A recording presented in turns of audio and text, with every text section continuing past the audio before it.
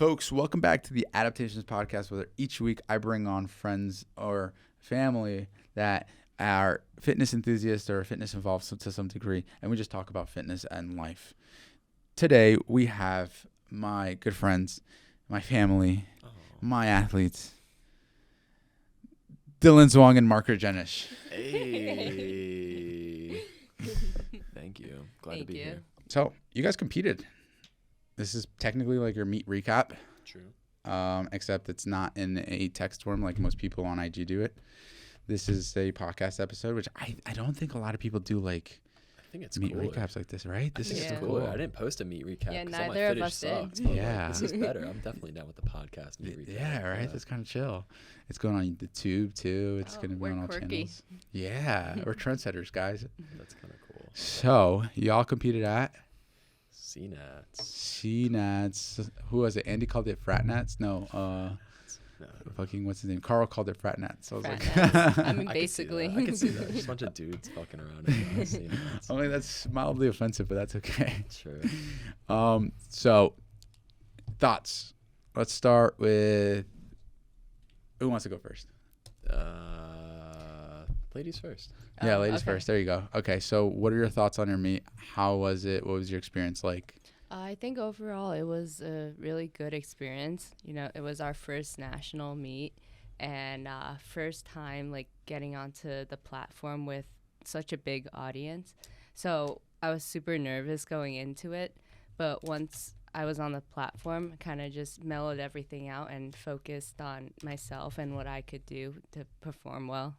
Yeah, it's definitely an experience that I like to, I honestly, like, after my first experience, I was like, dude, this is crazy, because I was getting to the point where powerlifting is so monotonous. It's like the three things, and there's very little variability or a little bit of unknown to it. So, like, you know, with, like, boxing, like, you don't see, like, a knockout punch coming, but with powerlifting, you can kind of tell whether a person's got it the next time or not. You know, it's predictable. Yeah, no, it was very nerve-wracking, but... Shout out to you. You're a very good handler. I don't know about that. I couldn't have done it without you. This is now a plug for Jorge's coaching services. Please sign up. He's a great handler, great coach. He is, right? I didn't put them up to this, guys. They're just doing this. No, I didn't have to think. I didn't have to use my brain once. True. You did all the thinking. That's a lot of thinking from. I don't. Yeah. I'm not good at receiving compliments, but thank you. I'm the same way. I just kind of like smile and then I'm just like. Yeah, it's like an experience I want everybody to experience because of like how immense, how much energy there is going through it. You know, all the lights, the big screen, and just your ability to perform under high pressure. Yeah. And we'll go into like handling and what that entails. Dylan, what are your thoughts on your meet? Ooh. All right. So came into the meet, had a hip injury from being kind of an idiot on my last prep. But we kind of turned that around. I think, I don't know, in my opinion, I put out more than I thought I was going to as far as squat goes. Did pretty okay on that. What'd you end up hitting on squat? Actually, no, just go with the experiences. I'm going to go back to back. Yeah, I'm going to be honest. It might be the worst thing ever. I don't remember. I squatted. Bench kind of pulled up, thought I was that guy, got humbled real quickly because I just forgot to like bench. I picked the bar up, and then when I bench, I pulled the bar off the rack, and then I put my butt down kind of. Yeah. Then that's when they call the press command or the start command for bench, and I forgot to put the butt down and held the bar way too long, and then just failed the second attempt, and then third attempt I was like, yeah, Mr. Coach, we got to go up. That was a fluke, certified fluke. It was not a fluke. I failed my third attempt too, so I got my first attempt on bench, and then deadlift, we just kind of chilling. Deadlift was awful the entire peak, and then came out there, got 500. Wasn't the happiest about that, but 3 for 3 is 3 for 3, so can't really complain about that. Yeah, so to give the people the better picture of what the attempts look like, I pulled it up on your lifting database at CNATs. Dylan, you went 3 for 3 on squats. Hey, we're not going to talk about that. We're not going to talk about that. That's going to stay for us. We won't have it. 429 on first attempt, 429 pounds, 446 pounds on the second attempt, and 451 pounds on the third attempt. Hey. Very nice, very nice.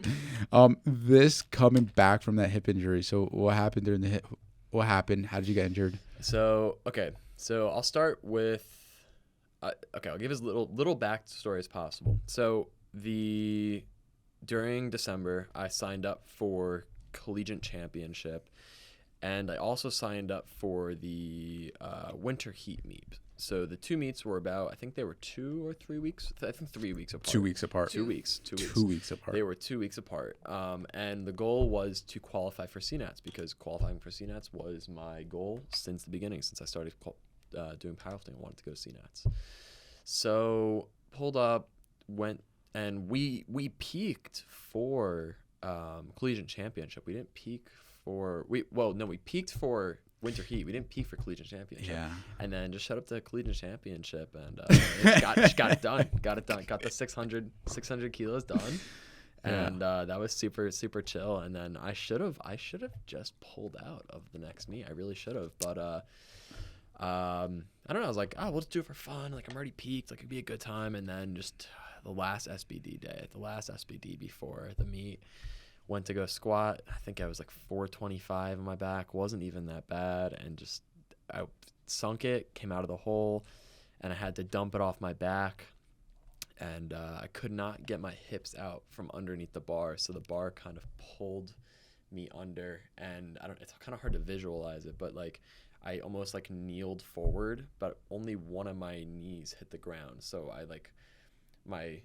I kind of tried to jump out from underneath the bar, and my right knee hit the ground like that, and it pulled my hip flexor, like with kind of the like right while the weight was coming off me. So I couldn't walk for like 3-4 days. I had like Margaret and everyone else kind of carry me around and like help me out, and then just kind of rehabbed it until CNATs, and somehow managed to squat 451.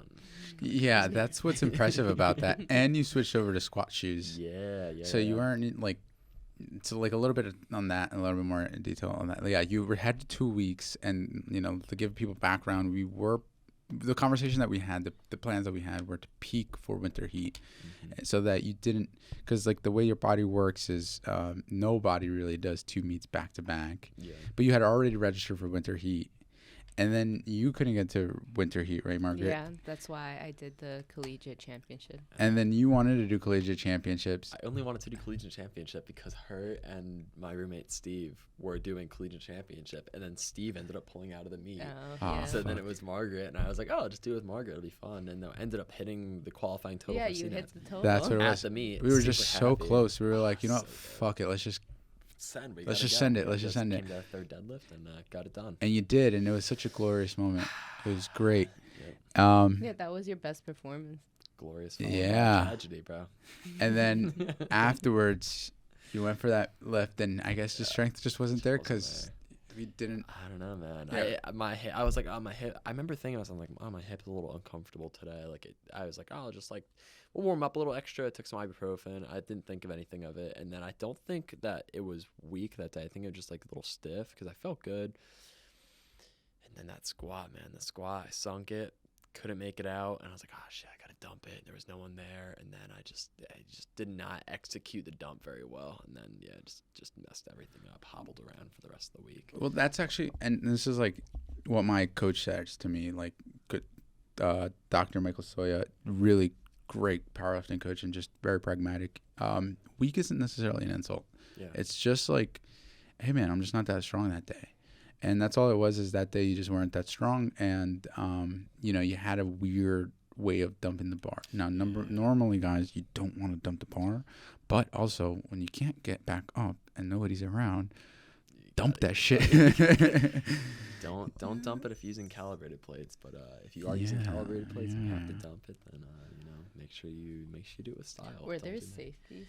There were safeties. So I was. So use safeties instead. Actually, first and foremost, use safeties. Well, at the gym, so we work out for like the I guess like peak. I don't know, keep calling it peak week, but this isn't bodybuilding. So I guess like your It would be like your, in a way, it is kind of your peak your week. peak. I mean, you're peaking the whole block, It's just but like the peaking block, basically. peaking phase. So, yeah, so we work out at Diesel Gym in North Brunswick for our peaking block because they have calibrated plates, so it's like good to like get the feel of the weights because it feels a little different. But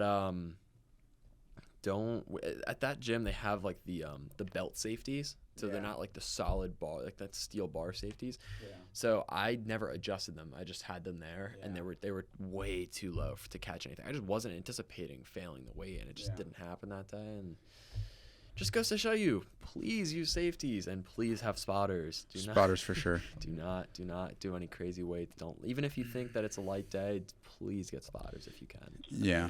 I encourage everyone, or at least have like safeties that are set at your height. Otherwise, you may have an issue. See, I don't have an issue with that because I asked you to spot every single one of my lifts. Or you can just have your boyfriend come to the gym with you and spot all your That lifts. works 9 out of 9 times, especially for Margaret. Which, Margaret, leads us to you and your squats. How did you feel like your squats did going into the meet, and how did you do at the meet? Going into the meet, so during the entire prep, my squats were doing really well. They were going up, and I was getting PRs like pretty much every week at one point. Yeah. So going into the meet, I felt pretty good about squat. I did fail, I think 280 and 285. Yeah. 285 the last week, and then that kind of like. Wait, Margaret, how much do you weigh? My weight class? Point. How much do you weigh? 114. And you're squatting, you failed 285 pounds? I was really disappointed. Eric, like, do you think a lot of people squat 285 pounds? Not at your gym. A lot of people in my gym don't squat 285 pounds. I go to a very popular gym in New York. Do a lot of people in your gym squat 285 pounds? Well, you go to powerlifting. We go to yeah. Big dudes. Yeah. Yeah. I mean, we actually work out at the Rutgers like College Ave gym, and most people are not squatting 285. So 285. So you feel 285. Yeah, and that kind of decreased my confidence a little bit. Yeah. And that was the last squat before the meet. Yeah. So on meet day, going into it, I was kind of just like, I'm just going to do my best. It is what it is, and hopefully the strength shows up. Yeah. It did. It in fact did. So I mean, to give you like, and again, I don't mean to speak for you, but I have the numbers in front of me. To give you some insight, at collegiate championships, New Jersey Collegiate State Championships, on December 3rd, you failed a 264-pound third attempt. At Collegiate Nationals on April 13th, you opened up with 264-pound first attempt. Yes. So you did very good. Your squats were popping off. It seemed like, and you know what I think it was attributed to was because you had, so Dylan, and we spoke about this, like, a little bit of insight on squatting patterns and movements. Dylan, I think you benefit more from flats, simply because you've always been like a low bar squatter, and you used to use squat shoes, right? No, not really. Not really? I just never was really. He's good indecisive. He switches back and forth. So you should definitely stick with it, and never again. Just gonna say that flat out. And then Margaret, you actually started squatting high bar squats, and so your more natural tendency is to stay erect, which is good for squat shoes because with squat shoes, it puts you on an incline, so you want to. It's more back intensive. Yeah, I'm more upright. Definitely more upright than Dylan is when it comes to squatting. So that's definitely the game plan moving forward is you're never switching to flats ever. And you're going to stick to flats. Yeah, you have to stick to it. What are you trying to say? You're indecisive. All right, let's move on to bench. So, D-Bull Dylan, this is your bread and butter. How did bench go going into the meet? Going into the meet? Yeah. Oh, so good. It was so I hit a all-time PR 380. My butt came off the bench a little bit though, but it was like it was definitely just a little bit, just a smidge. Wasn't really a grind or anything though, so I'll count it. It is what it is. But it was a gym PR. And then so the important part for bench was the 3 hours prior to the weigh-ins at CNATS. I came in about a kilo. It was about a kilo overweight 3 hours before I was supposed to weigh in. And, I was spitting all morning, and there was just nothing left for some reason. I had a whole pint of Ben & Jerry's the night before for whatever reason, and, Margaret said it, and I'm going to go with her on this one. It was probably the reason why I'm overweight, probably Ben & Jerry's. But we went, and right before the meet, me, Jorge, and Matilda went to Walmart and got me a sauna suit. And if you don't know what a sauna suit is, it's like an insulated space suit. It just looks futuristic, and you just stick it on under some sweats, and you go sit in the sauna for a while, and you just sweat. I didn't recommend that part. No. Wait, what do you mean? You said I was like, how long? I said just get toasty.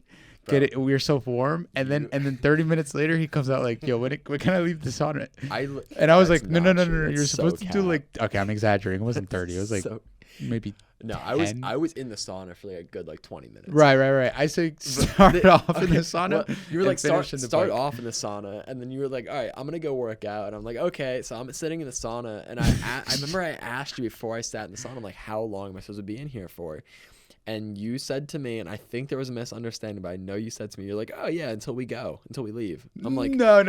This is exactly what happened, and I knew that I wasn't able to do that. And I was like, and then I was like, what? Can I like get in and out? And you were like, yeah, just like get in, get out. And I'm like, okay. But that is definitely not what you meant when you said that. I think you meant like get out and go sit on like the bike and just like move your legs and stay warm. I took that as get your ass in the sauna and sit in there for a while. So yeah, because I remember saying start off in the sauna room to get the heat going quickly. I remember that part. And then walk out and finish it on. I didn't say walk out, but finish off on. And that was the misunderstanding, right? It was misunderstanding. It was just to get it started. But guys, folks, that sauna suit thing is not very common in powerlifting community. We did a water cut. It went pretty well. Yeah. The challenge with you though, which was very unique to all of us, is that it was an evening weigh-in, which is horrible. 4 p.m. weigh-in. I knew that was going to be horrible already, simply because you're not used to eating late in the evening and then starving yourself all day. Definitely rough. So I would say the huge cut. I ended up weighing in like half a kilo underweight though, so it's like a pound basically. That definitely affected bench the most, I would say. Just for bench, it's like as much food and carbs, like as well fed as you can possibly be. Bench always goes well when I'm well fed, and being in an LA Fitness with a bunch of naked old guys in a sauna 3 hours before you weigh in some other state you've never been in is probably not ideal. In the Yeehaw state? Yeah, exactly. Not ideal for a powerlifting meet. But weighed in, was fine. Bench, first attempt, moved great. Super happy with it. And then the second attempt, like I said, just had a brain fart. Couldn't put the butt down. Got the late command at that point. Just like the lactic acid in my arms. Just like I just was not pressing that weight. It just didn't go well. And then I told Jorge to just bump up the weight. I was like, well, we got to go up 2.5 kilos, and then I just failed that too. So yeah, I had the voice sitting into my head, and this is like the pretty cool thing about I'm very self-aware, and one thing I realized was like as a coach,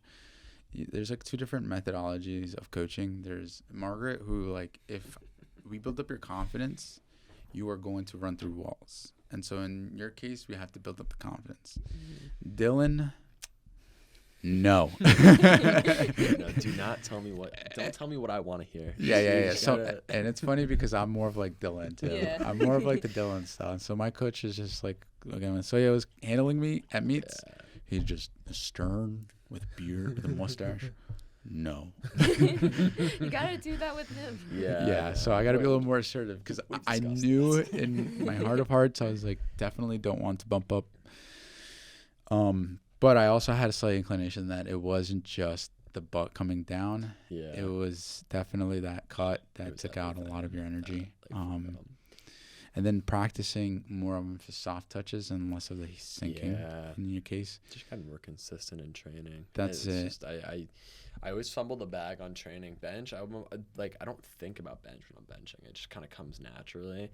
But like the soft touch is like something I need to work on, because I tend to I'd like to squeezing it in, just like letting it compress everything, and then pressing it. I just feels more comfortable, but like I need to do. That's funny because you always tell me that I have to sink it. Yeah, but I do more of a soft touch. At least no, just keep doing what you're doing. Yeah, don't listen to me. bro, it like confuses me sometimes, because like she'll like soft touch, like she'll soft touch, but like you get all right. So if you don't know, for powerlifting, when you're doing bench, you get 3 commands. You get start, so that you get the start command once your butt is on the bench and you've unracked the bar and the bar is no longer moving and your arms are locked. So you're sitting here like this. You get start, and then you go down, and then once the bar is no longer moving and it is touching your chest, that's when you get the press command, right? For me, I don't know, not really important, but for Margaret, when she does that, she usually nothing happens, but like in training, I notice, because I end up spotting Margaret a lot, or like handing her off. She like tends to like soft touch, but the bar tends to float, and that like scares me a little bit, because I'm like scared, like what if the judge like sees that and they don't give you the start command? I mean, it's not floating, right? But it's not. Like, it like quivers a little bit, and like that. That's okay. That's okay. Yeah. Yeah. That'll be okay. That'll be something that we can work on. I think there's a few different factors that are coming to the top of my head. The first one is like the back tension. You just have a lot of back tension, so it's kind of refraining you from letting it go lower, which is actually kind of a good thing. So you might want to mobilize your back so that you can bring your back to the bar as opposed to bringing the bar lower, reducing that range of motion, which a lot of people on the internet are not going to like to hear, because It's part of the sport. It is part of the sport. So that would be and so another way to do that, not only just mobilizing your back, because of how stiff your back is some more leg drive. More leg drive, so you can keep your back tighter, even though it's just we want to mobilize it. And bring that chest to the barbell, and reduce that range of motion. Yeah, I could learn a bit of that from you. Yeah, I mean. Dude, your arch is huge. Fuck. Well, okay. The crazy thing is, like, my back just like kind of like folds like a book. Yeah. Because of scoliosis.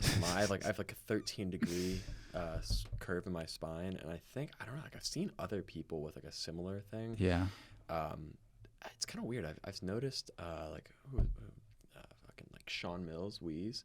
He has, I think, on like a Q&A, he said he had slight scoliosis. He has like scoliosis too. Well, I think we all have scoliosis. Like not all, but actually, yes. Like, everyone has a slight degree of scoliosis. Yeah. But I think for powerlifting, what's the other guy? I don't know if you know. It's like a social media dude.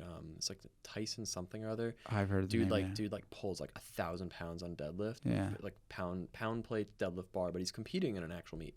But like he has pretty severe scoliosis, but it gives him crazy leverages on deadlift.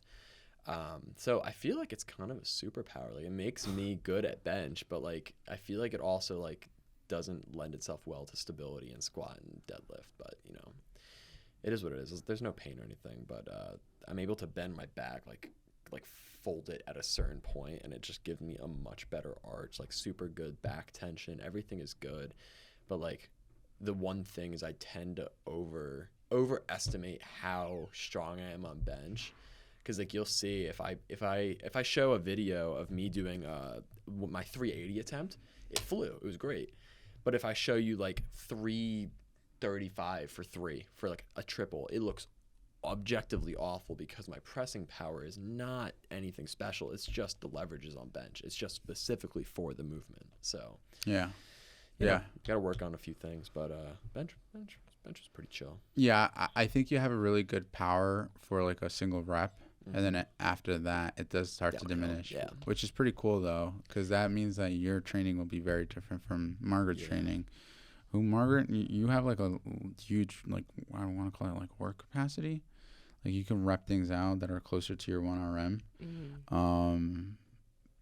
But I think, that's all. That's it. That's all I got. That's all I got. I think so too. Yeah, no, you definitely have more endurance, like muscular endurance, than I do. I go hard for one rep, and then afterwards I'm kind of like, all right, we're good. No back offs, no volume. They don't kick you out of the gym? No. They don't really kick you out of the gym. You can. It's not inappropriate to, go hard for one rep. No. They don't tend to hate that, actually. They don't hate that. I don't know. It's a little inappropriate. It's like being visibly, Hard. super hard. All right, guys, be mature. Come on. I'm sorry. Yeah, I don't know. That's kind of cool. I never really thought of it like that. Yeah, no, it's completely different approaches to it. Because Margaret should be like repping stuff out for like great form. Yeah. Me, I'm like, my form collapses after one rep, but like after the one rep is sick, super cool one rep, but besides that, it just does not pan out the same way. Yeah. And now your bench. That was like 20 minutes on Dylan's bench. I didn't even realize. Margaret, how did your bench go into the meet?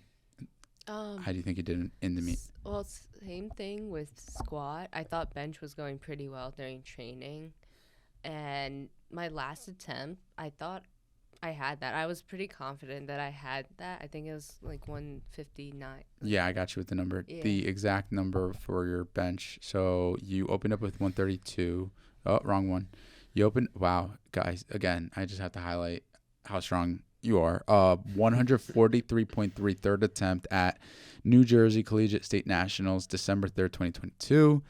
In 2023, April 13, I read that weirdly backwards. You opened up with 148 pounds, so 5 pounds over your third attempt. Chad. Damn. Oh, wait, 148-pound bench. Again, That's insane. That's more than your body weight, number one. Number two, and a lot of people don't bench 135 pounds. A lot of people, just general population, don't bench 135 pounds. It's not even just that. It's like women in powerlifting especially, like you just do not see amazing presses or anything like that. I do though. Yeah, but okay, you compare yourself to like the two people in front of me did well. I'm like, dude, that's like you top 3 in the entire country for the sport. Now, That's who else awesome. am I going to compare myself to? Bro, compare yourself to like the people at LA Fitness, bro. No. Should LA Fitness be scared of the bench? That's true. They don't really bench at LA Put Fitness. numbers on the bench. I don't even want to sit on the bench. Yeah. So, your thoughts on bench? So I hit 160 in training. So I was pretty confident that I was going to hit that number at the meet, or if not more. But for some reason, the strength wasn't there on my last press. But also because I think the pause command was a little longer than what I was used to at my previous meet. So that could be why I lost the tension on my chest if I pause there for too long, and I can't find the strength to press that up. That's a very valid point. At a national level, they are definitely more strict on the pauses. Yeah. Mm-hmm. Yeah, it was also it took a while to get the start command too, because like you said, I wasn't aggressive enough, so I didn't show them that I was ready to press. Yeah, that's going to be something that we're going to be practicing, is more of like the execution pattern, not necessarily stuff to make you stronger, but just to get you the command faster. Is just like moving into the positions very quickly, because just as Dylan alluded, if you're holding the barbell over your chest for an extended period of time, those triceps, the pecs, all of that, they get weaker. And so the faster you can move the weight, obviously, the stronger you are. And the faster you move the weight throughout the first attempt, the second attempt, then you have more energy for the third attempt. Yeah. So, getting into the bench, locking your elbows out, bringing your butt down onto the bench, and then getting that command. If you can do that very quickly, then you are not holding the barbell over your chest for a very long period of time, and you're preserving some energy for the third attempt. But still, 160 for a third attempt is kind of crazy. Damn. Right? Yeah, I was very disappointed after that, though. Yeah. That was insane. And you also came back from a pec tear. Like, you had a severe pec tear, but like a small little injury for the first portion of our prep. Yeah, even during the prep, like the last week, there was still pain. This last meet? Yeah. Oh, this prior meet. So you, like 1 week before, she was like, "Babe, my whole chest hurts." I'm like, "You have a meet in 2 weeks." You remember when I was asking, "Hey, Margaret, any injuries, any pain?" Only tell your coach what he wants to hear.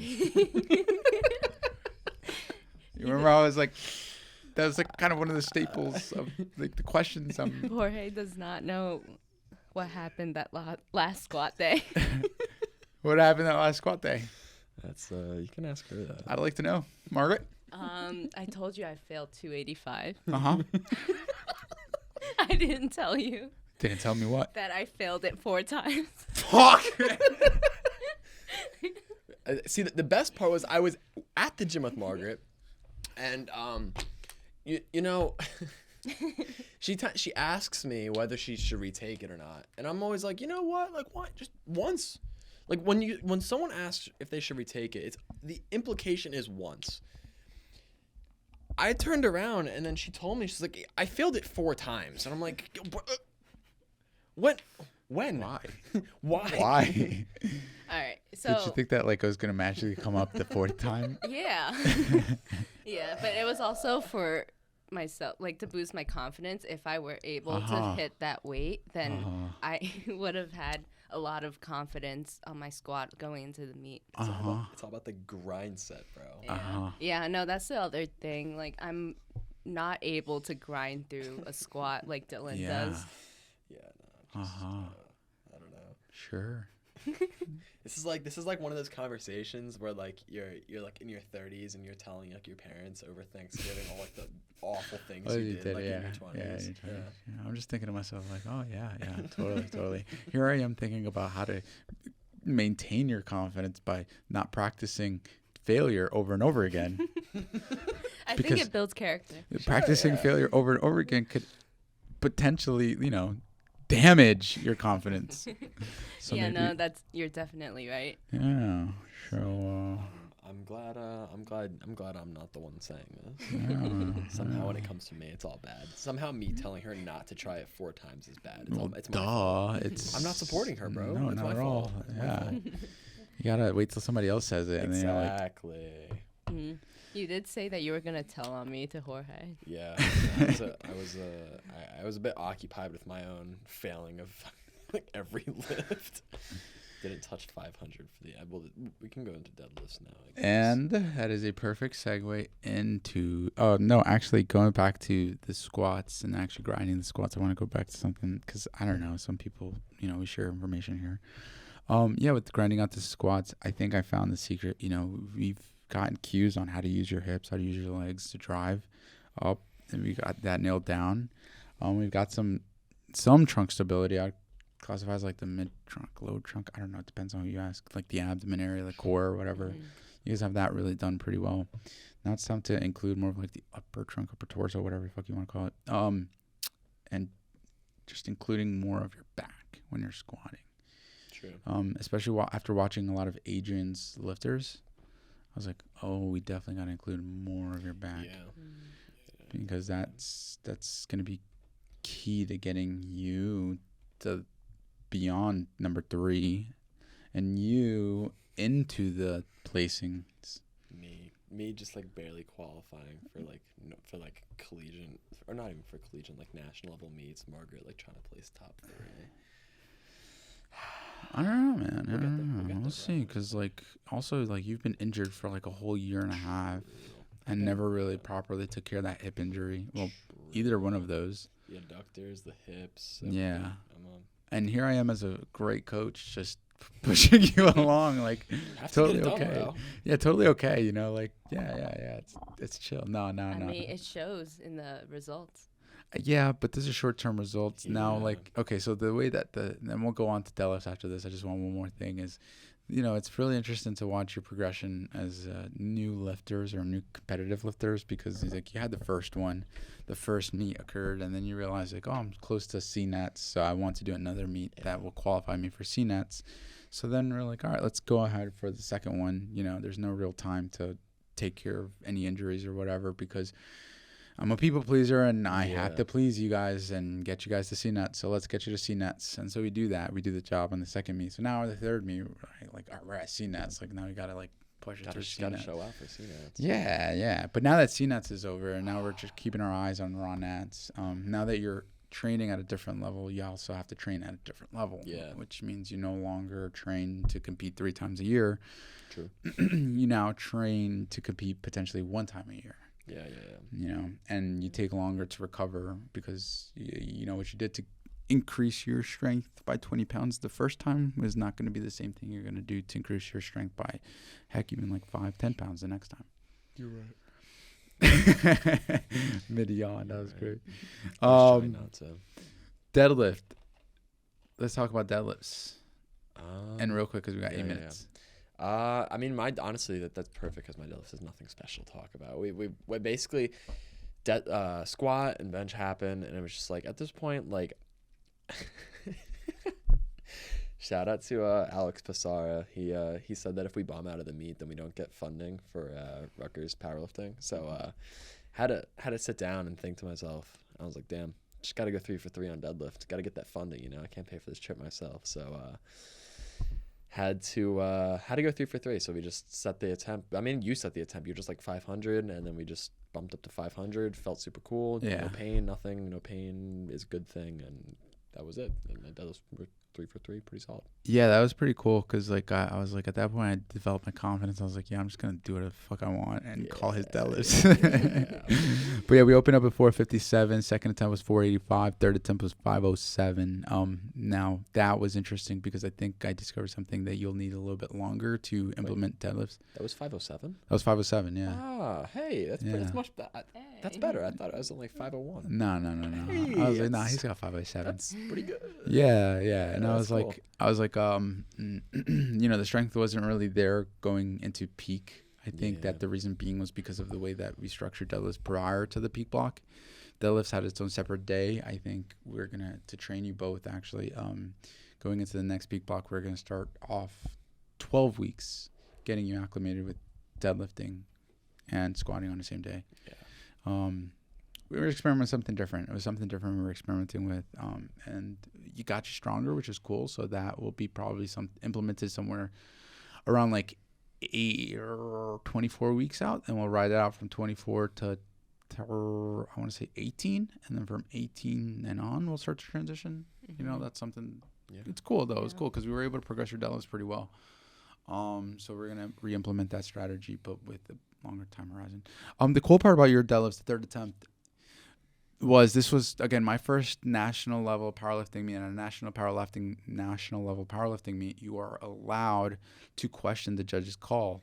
You go up to the panel of judges, what do they call the jury? Yeah. And you can they watch the retake, and you can overturn a call. That. Yeah. And it only happens at national level powerlifting meets.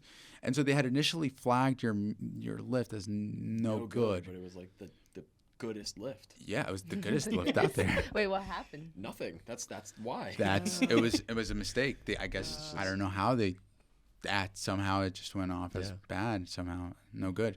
And so I was like, fuck, I'm a non-confrontational dude, believe it or not. And so now I got to go up to these jury people, and I got to go, confront. And it's crazy because I respect the judges. I love what they do, and I never want to make their jobs harder. Yeah. But this was a time where I felt like it was right. So I went up. I was huffing and puffing and getting ready, practicing what I was gonna say. I'm in the zone. I'm in that mindset. Like I'm gonna get ready to bleed out in a fight for my fucking lifter. I walk up and the panel of judges the jury is already addressing the no good accidental call, that was nice. Which is really cool. Okay. It just shows you that they're really on top of it. Yeah, they're paying attention. They're paying attention. And I didn't really have to say anything. I was like, thank God. I was just kind of standing in the back, covered in baby powder, with a singlet, just staring at the screen. I was like, how did I get red light on that? Yeah. It was the goodest lift. It was the goodest lift, and they flagged it, but now it's good. It's even goodester. Goodester. Margaret, how did your deadlifts go into the meet, and how did you feel they were at the meet? I think same as Dylan. During the prep, deadlifts didn't go so well because of my adductors, and you should have seen both of us in the gym. We were both crying after the deadlift day together. Yeah. So going into the meet, I didn't really have much confidence in deadlift because I couldn't even pull 285 before. But I think on the platform, I kind of just forget about everything, and then just I just have to get this up. and then it happened. I don't know how, but it went up. I know how. How? You know how. I mean, it's like I had high hopes for deadlifts because that's the biggest like contributor to the total, right? So I wanted a big deadlift, and it just wasn't there for this prep, and yeah, that was that. But I did end up pulling 303. Yep. 303. Mhm. Yeah, which is a little bit less than what Your I best pulled. deadlift, Yeah, yeah. last time. 300's club, though. It was only 5 pounds under your best deadlift, which Yeah. for not having a really good deadlift going into meet prep, that, in my opinion, is pretty good. Yeah. And I remember the frog stretch, not really knowing how to stretch your adductors correctly. Yeah. That plays a role sometimes. And it's interesting. I actually hit up my friend Jenisch, who is a reflexologist. I think it's a reflexologist. Like he knows how to make you flexible, like super flexible. I forget his exact title, but he's very well versed and knowledgeable on increasing range of motions, of reducing pain through range of motion. Just increasing range of motion, stretching, whatever you want to call it. And yeah, he's just like, it sounds like a stretch. Like she's got to stretch that shit out. Yeah. Yeah, but that was good. That went by smooth. I think overall, you guys had a pretty good first national powerlifting meet. Definitely a lot to learn. I think the next one's going to be interesting because, for your deadlifts, if we can program those correctly, do them very well, and replicate what we did in the first meet in terms of programming and approach, you could have a very big deadlift. And that would put you at like the top 3 at the collegiate level. Mm-hmm. Do you know who like the top people in your level at open are? Junior. What about open? Junior and open? Yeah, both. I'm just curious. Just like that. Yeah. I am not sure. All right. Yeah. All right. We'll find out. Yeah. But all right, folks, that's all we have for today. Thank you for joining us. Thank you, Eric, for staying a little longer, our executive producer. Thank you to all of our sponsors. We have none yet. We will catch you next week on the pod, as long as I'm able to get a next guest in. All right. Have a good night. Peace out.